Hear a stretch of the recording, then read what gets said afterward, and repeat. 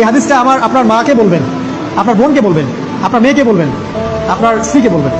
এই হাদিসটা যদি কারো হৃদয়ের মধ্যে গেঁথে যেতে পারে, তার দ্বারা অন্যায় করা সম্ভব না। একটু এই কথাটা না বললে জাস্টিস হবে না। রাসূল সাল্লাল্লাহু আলাইহি ওয়াসাল্লাম মেরাজে গিয়েছিলেন, আপনারা জানেন।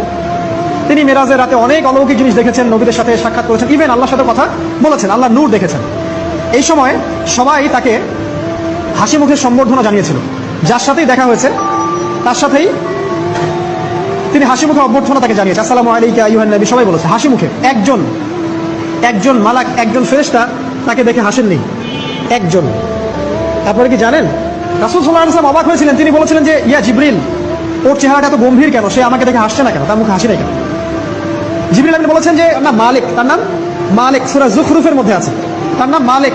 যেদিন থেকে আল্লাহ জাহান্নাম সৃষ্টি করেছেন, সেদিন থেকে তাকে জাহান্নামের দায়িত্ব দিয়েছেন, অর্থাৎ জাহান্নামের হেড অফ ডিপার্টমেন্ট, ইনচার্জ। সেদিন থেকে তার মুখের হাসি উঠে গেছে। আমরা দোয়া করি আমরা যেন তার সাক্ষাৎ না পাই। তার কাছে পারমিশন নিয়ে রাসূল সাল্লাল্লাহু আলাইহি ওয়াসাল্লাম জাহান্নামের দিকে তাকিয়েছিলেন, ভিতরে দেখেছেন কি আছে। তিনি পরে যা ব্যাখ্যা করেছেন তা হলো, আমি দেখলাম সেখানে খালি মেয়ে আর সেখানে খালি নারী আর নারী। এই হাদিসটা আপনার মাকে বলবেন, আপনার বোনকে বলবেন, আপনার মেয়েকে বলবেন, আপনার স্ত্রীকে বলবেন। এই হাদিসটা যদি কারো হৃদয়ের মধ্যে গেঁথে যেতে পারে, তার দ্বারা অন্যায় করা সম্ভব না। কিভাবে একটা মেয়ে সবকিছু উন্মুক্ত করে ঘুরতে পারে, যখন অলরেডি তার আত্মা জাহান্নামে জ্বলছে, অলরেডি, কারণ ভবিষ্যৎ আল্লাহ জানেন।